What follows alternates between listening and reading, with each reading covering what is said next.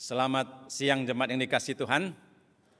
Kita bersyukur hari ini boleh memasuki bulan September. Minggu pertama kita datang di rumah Tuhan dengan satu tema di bulan misi, yaitu tentang panggilan misi. Diambil dari kitab Yunus pasal yang pertama. Saudara sekalian, saya akan bacakan untuk kita sekalian kitab Yunus pasal 1. Kita akan baca ayat 1 sampai ke 5 dan setelah itu ayat 14 sampai ayat ke-17. Demikian bunyi firman Tuhan dari Yunus pasal 1 ayat pertama sampai ke-5. Datanglah firman Tuhan kepada Yunus bin Amitai demikian. Bangunlah, pergilah ke Niniwe, kota yang besar itu.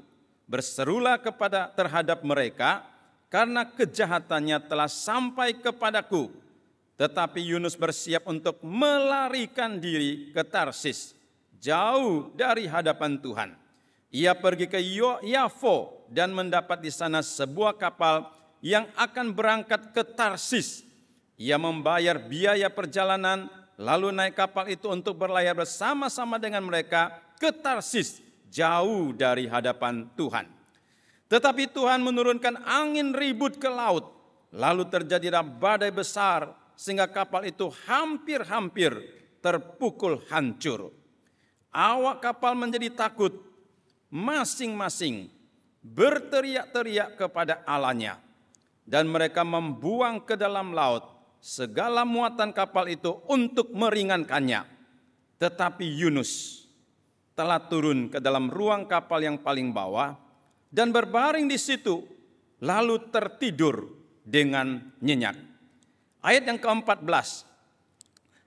Lalu berserulah mereka kepada Tuhan, katanya, ya Tuhan, janganlah kiranya Engkau biarkan kami binasa karena nyawa orang ini, dan janganlah Engkau tanggungkan kepada kami darah orang yang tidak bersalah. Sebab Engkau Tuhan telah berbuat seperti yang Kau kehendaki. Kemudian mereka mengangkat Yunus, lalu mencampakkannya ke dalam laut, dan laut itu berhenti mengamuk. Orang-orang itu menjadi sangat takut kepada Tuhan, lalu mempersembahkan korban sembelihan kepada Tuhan, serta mengikrarkan nasar. Maka atas penentuan daripada Tuhan, datanglah seekor ikan besar dan menelan Yunus, dan Yunus tinggal dalam perut ikan itu 3 hari 3 malam lamanya. Sampai di sana pembacaan firman. Saudara sekalian, sebenarnya siapakah itu Yunus? Dia adalah nabi Tuhan, bangsa orang Israel. Melayani Tuhan di negara Israel sekitar tahun 750 sebelum Masehi. Sebelum Yesus lahir 750 tahun, dia sudah melayani Tuhan. Dan ada keunikan karakter daripada Yunus sekalian. Dikatakan dia adalah seorang yang jarang berbicara tetapi banyak bertindak. Kalau saudara membaca seluruh kitab Yunus, kita hanya menemukan Yunus mengucapkan beberapa kalimat saja. Tetapi banyak tindakan, pengalaman, perbuatannya yang kita lihat. Dia orang jarang berbicara tetapi banyak bertindak. Kedua sekalian, dia disebut sebagai nabi yang jujur. Karena dia menceritakan segala kelemahannya, pengalamannya. Dia dengan terus terang mengatakan melarikan diri dari panggilan Tuhan. Dia menceritakan bagaimana Tuhan menghukum dia, bagaimana amarah dia, bagaimana dia tidak mencintai Niniwe, bagaimana dia marah kalau Niniwe itu bertobat. Semua itu menceritakan sekalian tentang kelemahan yang diceritakan oleh dia sendiri sekalian. Dan dia adalah nabi yang punya pengalaman yang khusus, yang tidak dimiliki oleh nabi lain maupun orang-orang lain. Pernah menginap di hotel bintang 5, yaitu di perut ikan selama 3 hari, 3 malam, dan gratis lagi, gratis. Sekian pengalaman ini sangat khusus yang dialami oleh Yunus yang tidak dimiliki oleh orang-orang lain. Ada beberapa hal yang kita ingin belajar dari Yunus tentang panggilan misi yang begitu penting di dalam hidup kita. Ayat pertama dan kedua sekalian, jelas Tuhan memanggil Yunus. Datanglah firman Tuhan kepada Yunus bin Amitai demikian. Bangunlah, pergilah. Saudara sekalian, ini adalah satu perintah. Tuhan ingin berkata kepada Yunus, jangan berdiam diri, jangan kecewa, jangan takut, jangan membuang waktu, jangan bermalas-malasan, jangan merenung-renung lagi. Hari ini bangkitlah, pergilah. Ini adalah satu perintah Tuhan, perintah misi. Dan objeknya juga begitu jelas. Kamu pergi kemana? Ke kota Niniwe. Kota itu besar sekalian dan juga jaya. Kota itu berpengaruh sekalian. Kalau sekarang hari ini sekalian bisa disebut sebagai kota besar seperti apa? New York, Paris, London, ataupun Hong Kong, ataupun Singapura. Satu kota yang besar, berpengaruh, banyak orang di dalamnya. Apa alasan Tuhan memanggil Yunus ke Niniwe? Ya, tujuan misinya karena kejahatan mereka, dosa mereka, kebubrukan mereka itu sudah sampai di hadapanku. Semua penafsir Alkitab mengatakan kota Niniwe hampir seperti Sodom dan Gomora. Di dalamnya penuh dengan kejahatan, dosa yang menakutkan sekalian. Ini alasannya kenapa Tuhan secara khusus memanggil Yunus, kamu pergi ke satu tempat Niniwe, tidak yang lain, tidak usah banyak berpikir, Niniwe ke sana, karena di sana membutuhkan Tuhan, di sana membutuhkan firman dan Injil, sehingga Tuhan sangat jelas pengutusannya dan juga tujuannya apa sekalian. Supaya Niniwe bertobat kembali kepada Tuhan. Mereka berada di pinggir penghukuman. Mereka berada di pinggir kehancuran. Mereka di pinggir satu bahaya yang besar. Maka Tuhan mengatakan, Yunus, kamu pergi ke sana karena mereka membutuhkan engkau. Karena mereka membutuhkan Tuhan. Karena mereka membutuhkan Injil keselamatan yang tidak dimiliki oleh mereka. Artinya sekalian, Tuhan memilih Yunus, Tuhan menyelamatkan Yunus, Tuhan menciptakan Yunus. Itu ada satu misi penting yang Tuhan tempatkan di dalam Yunus pergi ke Niniwe. Sekalian, seperti halnya Tuhan menciptakan Yunus, Tuhan memanggil, Tuhan memilih Yunus untuk satu tujuan misi yang sangat penting. Demikian juga pada hari ini, Tuhan menyelamatkan setiap saudara, menyelamatkan saya. Bahkan Tuhan menciptakan saudara dan saya, ditempatkan di tengah-tengah bumi Indonesia ini sekalian. Itu juga ada satu visi, satu misi yang Tuhan berikan, sehingga kita harus memahami dan melakukannya dengan sungguh-sungguh.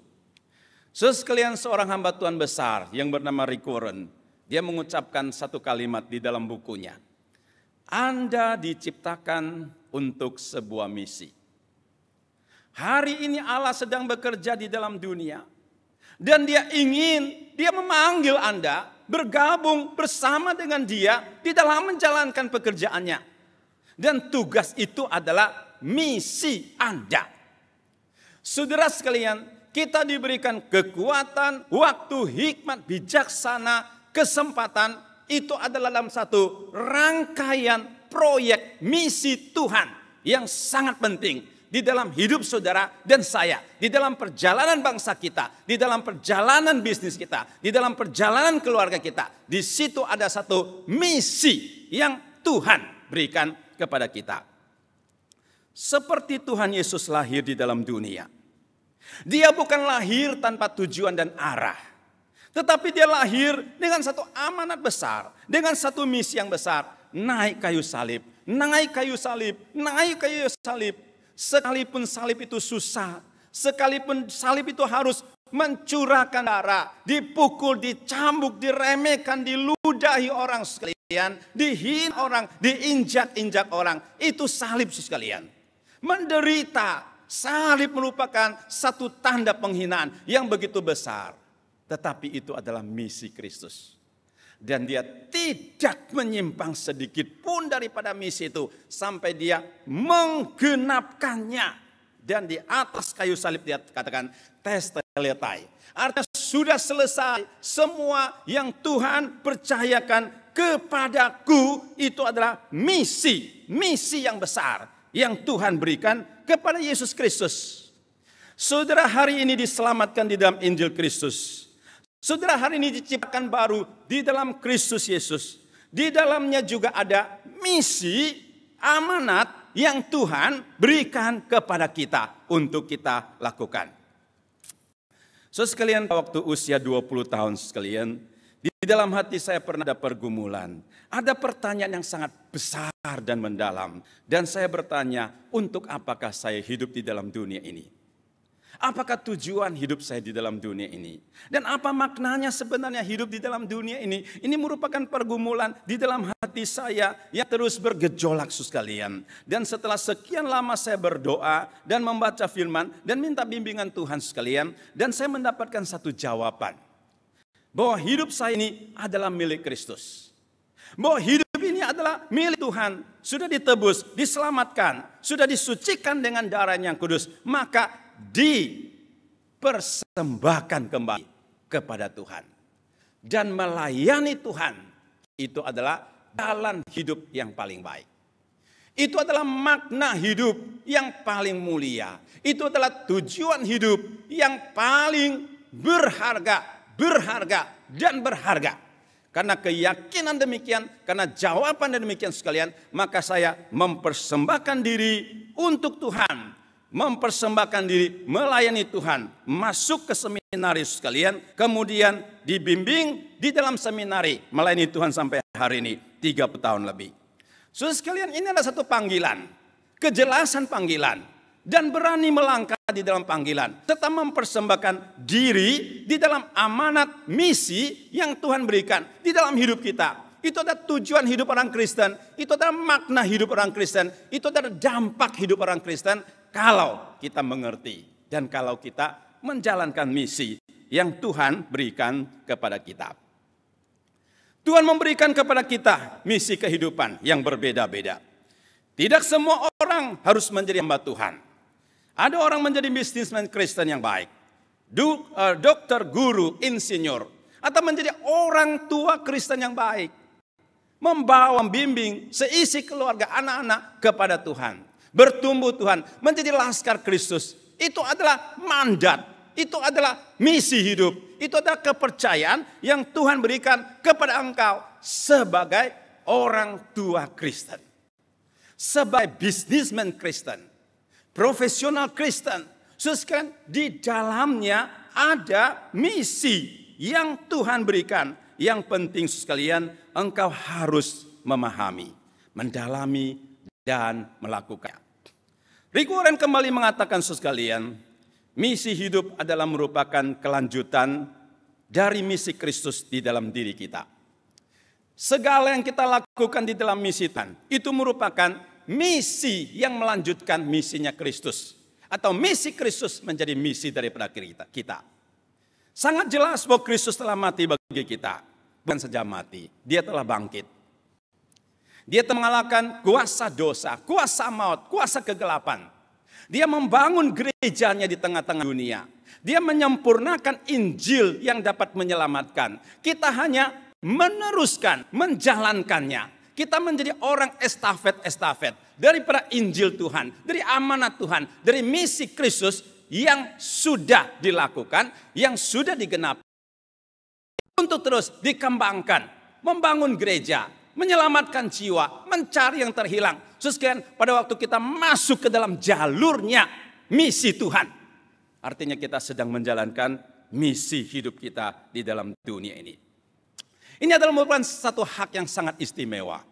Sudah sekalian, Tuhan tidak melihat kekayaan kita, ilmu, kecakapan kita. Tetapi Tuhan memilih kita karena anugerah. Karena kesempatan hak mulia yang Tuhan berikan. Dan semua yang kita kerjakan di dalam Tuhan. Itu ada nilai yang kekal. Nilai yang kekal dan mulia. Yesus pernah mengatakan, barang siapa yang demi namaku atau demi Injilku, ya, melepaskan apakah saudaranya, hartanya, apapun juga di dalam kerajaan surga. Penciptaan langit bumi yang baru kembali dia akan mendapatkan 100 kali lipat dan hidup kekal yang tidak pernah berkesudahan. Sekalian, dunia bisa menawarkan banyak jenis kekayaan yang luar biasa. Mobil yang mahal, ada jam tangan yang sampai bisa puluhan miliar sekalian. Tetapi semua akan berlalu sekalian. Semua akan tinggal nama. Tetapi yang kita miliki, kekekalan di dalam Tuhan, upah surgawi, mahkota kemuliaan, hidup kekal, itu jauh lebih berharga. Sehingga Paulus pernah mengatakan, penderitaan kesulitan di dalam dunia ini tidak ada artinya kalau dibandingkan dengan kemuliaan surgawi, harta surgawi yang begitu indah waktu saudara masuk ke dalam jalur misi Tuhan, jalur misi hidup. Kita berinvestasi di dalam satu jalur kehidupan kekal dan harga nilai hidup yang kekal. Sekalian, itu yang akan menjadi makna hidupmu seumur hidup. Sekalian, kita melihat panggilan Tuhan kepada Yunus dan bagaimana Yunus meresponinya. Yunus melarikan diri dari panggilan Tuhan. Kita kalau membaca seluruh pasal sekalian, ayat pasal 1 tadi, jelas mengatakan Yunus melarikan diri jauh dari hadapan Tuhan. Tuhan suruh dia ke Niniwe, dia ke Tarsis sekalian. Bertolak belakang sekalian. Dan dia ingin menghindar panggilan yang Tuhan berikan kepadanya.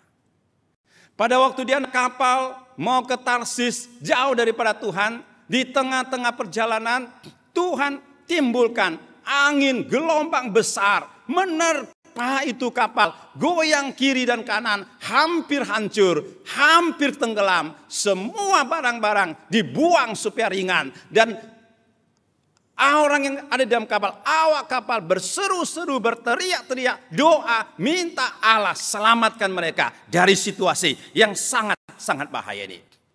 Sekalian, tetapi Yunus dikatakan tidur di tempat yang paling bawah dari kapal itu.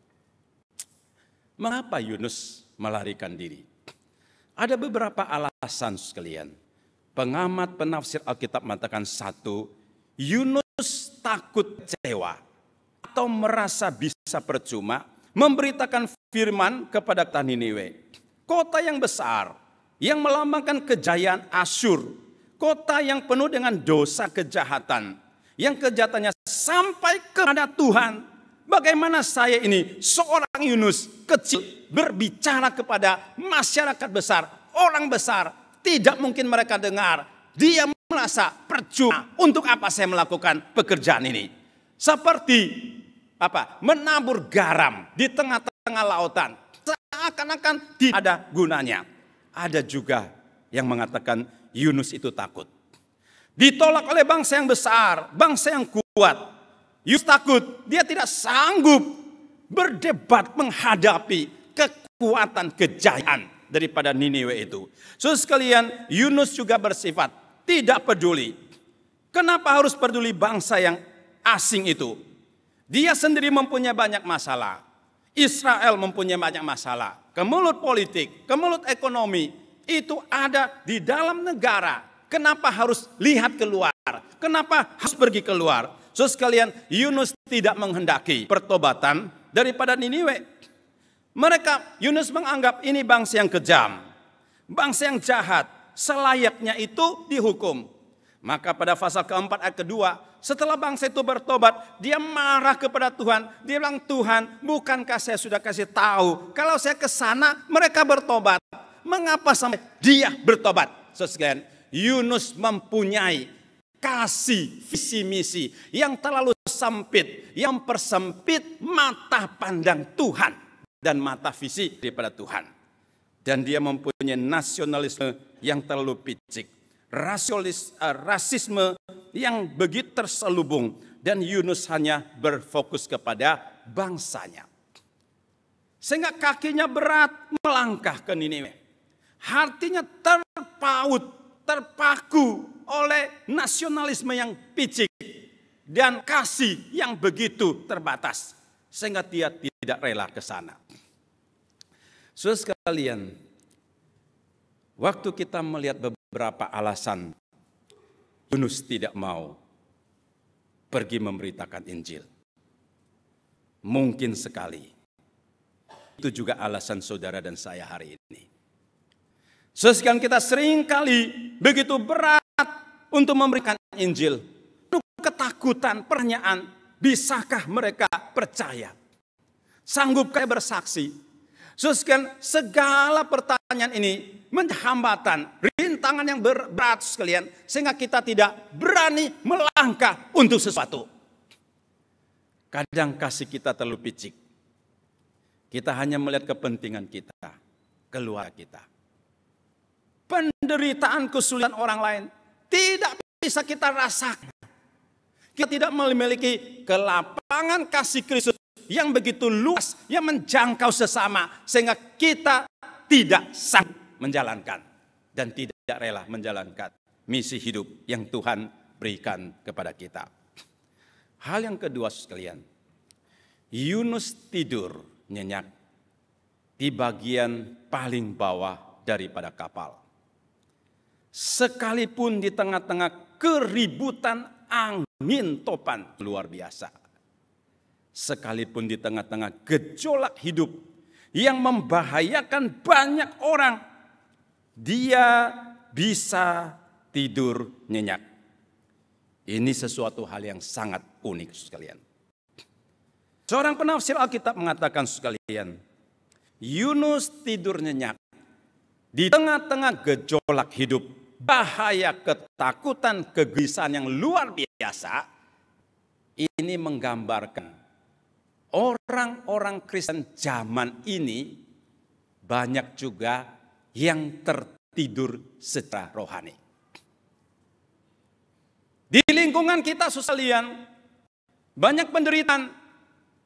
Sahabat kita, teman kita sekalian, banyak yang berada di ujung kebinasaan seperti kapal yang diombang-ambing, bahaya sekalian. Mereka cemas, mereka takut, mereka mencari jalan, tetapi kita tidur nyenyak dan tidak ada kepekaan terhadap kebutuhan lingkungan. Ini disebut dengan sleeping Christian. Orang Kristen yang tertidur nyenyak. Orang Kristen yang tertidur nyenyak itu adalah bagaimana sekalian? Orang Kristen yang tidak berdoa. Kalau saudara melihat cerita Yunus sekalian, dia tidur di bagian paling bawah, tidak berdoa. Orang di atas penumpang awak kapal berdoa, berseru, teriak-teriak, tetapi dia tidak berdoa. Tidak berusaha menyelamatkan kapal, tidak berusaha menyelamatkan diri, tidak peduli kepada lingkungan, sampai bisa tidur nyenyak sekalian. Tidak berusaha menyelamatkan orang lain, tidak membuka mata untuk melihat, tidak bisa berusaha untuk hidup orang lain. Dan juga masalahnya, tidak peka terhadap dosa, tidak taat kepada Tuhan. Seakan-akan hidupnya dijamah Tuhan. Sekarang hidupnya tidak mengenal firman Tuhan, tidak memuji Tuhan, tidak bertobat, tidak kembali kepada Tuhan, tidak takut kepada Tuhan. Ini adalah sleeping Christian. Ini adalah orang-orang Kristen seperti Yunus yang tertidur di bagian paling bawah dari belakang kapal itu, sekalipun orang di sampingnya itu di dalam bahaya yang luar biasa. Pada waktu saudara membaca ayat kelima, Yunus tertidur nyenyak. Apakah itu juga menggambarkan kerohanian kamu sekalian? Dan kita harus mendengar Tuhan mengatakan, bangunlah, bangkitlah, pergilah sekalian. Jangan tidur, jangan tenggelam di dalam dosa dan kenikmatan dunia. Karena semua itu akan menghanyutkan kamu ke dalam kesia-siaan dan ke dalam kegelapan dosa yang tidak ada ujungnya. Sekian kita membaca Yunus. Mungkin kita banyak kritikan kepada Yunus. Tidak taat, berdosa, bersalah, tidak mengasihi orang lain. Tetapi pada waktu kita sedang menegur Yunus, mungkin kita sedang menegur kita sendiri yang juga tidak peka kepada lingkungan. Ketiga sekalian, tidak ada tempat untuk melarikan diri daripada Tuhan. Kita matakan Yunus ingin lari jauh daripada hadapan Tuhan. Tetapi di hadapan Tuhan, Yunus tidak pernah lari jauh. Dia selalu berada di hadapan Tuhan. Tidak ada tempat bagi kita untuk melarikan diri dari cengkraman mata dan kuasa Tuhan. Mazmur 139. Pemazmur itu mengatakan, kemana aku harus pergi dari Engkau ya Tuhan? Bahkan Engkau mengetahui isi hati pikiranku, semuanya terbuka di hadapan-Mu. Dia bilang, Tuhan, kalau aku daki sampai ke langit, ujung langit, Engkau ada di sana. Kalau aku masuk ke dunia yang mati, di dalam di bawah sana, Engkau juga ada di sana. Kalau aku memakai sayapku, terbang sampai ke ujung ujung lautan, Tuhan tangan-Mu ada di sana. Kalau aku ingin pergi ke tempat yang gelap, kegelapan pekat sampai tidak bisa lihat sesuatu, Tuhan, Engkau pun ada di sana. Kegelapan yang paling gelap itu juga merupakan terang di dalam mata cahayamu. Itu Mazmur 139. Maka dikatakan Tuhan, bimbinglah aku kepada jalan yang benar, tuntunlah supaya jalanku jangan tersesat. Saudara, Yunus berpikir bisa jauh daripada Tuhan. Tetapi dia sedang memohong dirinya.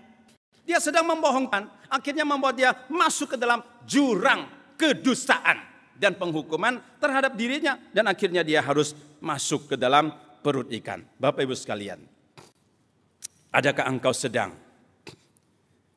menyembunyikan dirimu terhadap Tuhan? Adakah engkau sedang berlari jauh dari hadapan Tuhan? Sesungguhnya tidak ada tempat bagi kita untuk melarikan diri dari Tuhan.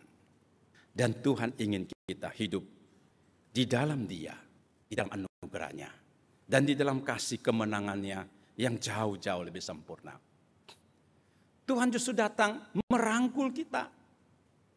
Tuhan justru datang untuk memeluk kita, masuk ke dalam kasih-Nya, anugerahnya, hidup yang bermakna, bertujuan, berarti. Jangan kita keluar dari lingkaran ini lagi sekalian. Semakin jauh sekalian, kita akan semakin lari daripada maksud kehendak berkat Tuhan yang begitu berlimpah. Maka kita seperti Yunus dipanggil kembali kepada Tuhan, masuk ke dalam panggilan hidup, misi yang Tuhan berikan kepada kita. Bagaimana hari ini saudara saya meresponi panggilan Tuhan di dalam hidupmu sekalian? Mari kita berkata seperti Yesaya berkata demikian, Tuhan inilah aku, utuslah aku. Waktu Yesaya melihat lingkungan yang penuh dosa, ada panggilan kehendak Tuhan, dia bilang, Tuhan inilah aku, utuslah aku. Bukan seperti Yunus, lari jauh dari panggilan Tuhan. Tak harus mendekati panggilan Tuhan dan melakukan hidup di dalam panggilan misi, panggilan hidup yang Tuhan berikan kepada kita. Di atas ada seorang namanya James Matthew Hoover sekalian. Hidupnya 1872 1935. Siapakah dia sekalian?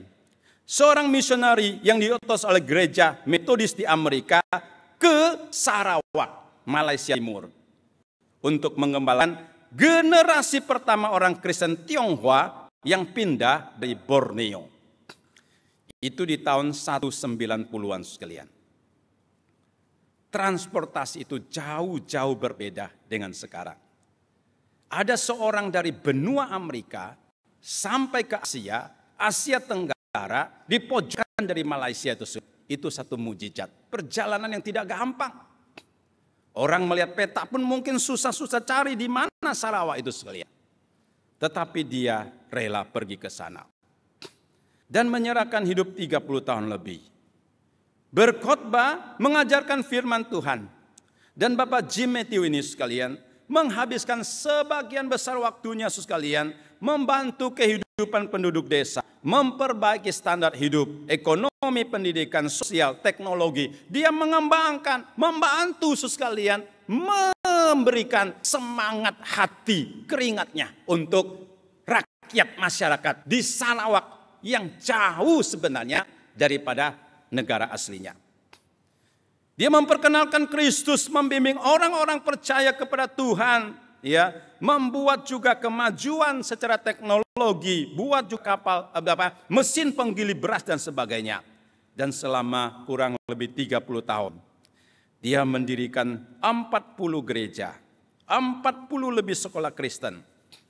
Dan yang lebih penting, dia mewariskan iman Kristus kepada penduduk itu. Dan mewariskan semangat misi, api misi untuk gereja-gereja Chinese, gereja-gereja yang ada di Sarawak sampai sekarang masih berkobar api misinya. Karena ada satu orang yang memahami panggilan Tuhan untuk misi ke Sarawak. Saudara sekalian, mungkin kita tidak bisa ke Sarawak. Mungkin kita tidak juga bisa ke Papua, apalagi ke Sudan, apalagi ke Zimbabwe, apalagi ke Nigeria sekalian, yang sebenarnya punya gejolak sosial, kebutuhan rohani dan jasmani yang sangat-sangat besar. Saudara sekalian, kalau Tuhan berkenan memanggil saudara ke sana, saudara sekalian, kita pun harus berdoa seperti James Matthew ini untuk pergi dalam misi Tuhan. Tapi saudara tidak bisa sampai ke tempat yang begitu jauh. Tetapi minimal saudara itu bisa hadir di dalam keluarga saudara. Saudara bisa mencintai, mendoakan suami, istri, anak-anak, menantu, cucu sekalian. Itu ladang yang Tuhan berikan kepada saudara. Saudara tidak harus pergi ke Sarawak, Papua yang ada malaria sekalian. Ini merupakan pergumulan misi. Kalau ke Papua itu malaria, kena gigit sekalian, itu seumur hidup. Bukan masa 1-2 hari punya sekalian. Tetapi sekalian, kalau saudara tidak bisa ke sana, minimal saudara bisa bermisi di dalam keluarga, bermisi di kantor, bermisi di lingkungan, di mana engkau berada. Itu namanya panggilan misi. Panggilan Injil yang Tuhan berikan kepadamu. Adakah engkau memahami, meresponi dengan berkata, Tuhan ini aku, utus aku. Bukan seperti Yunus, Tuhan ini aku jauh lari daripada panggilanmu. Saudara sekalian, hendaklah kita memahami apa yang Tuhan mau kita lakukan di dalam hidup kita. Satu buku yang ditulis oleh Paul Bortfix sekalian, yang berjudul Great Commission, Great Compassion. Tuhan memberikan kepada kita satu misi yang agung, yang besar. Misi agung besar ini harus dibayar dengan darah Kristus, tubuh Kristus, seperti yang akan kita terima perjamuan nanti sekalian. Pengorbanan dedikasi yang luar biasa. Ini namanya misi agung yang besar, yang harus disertai dengan belas kasihan, kerinduan, passion yang sangat-sangat besar.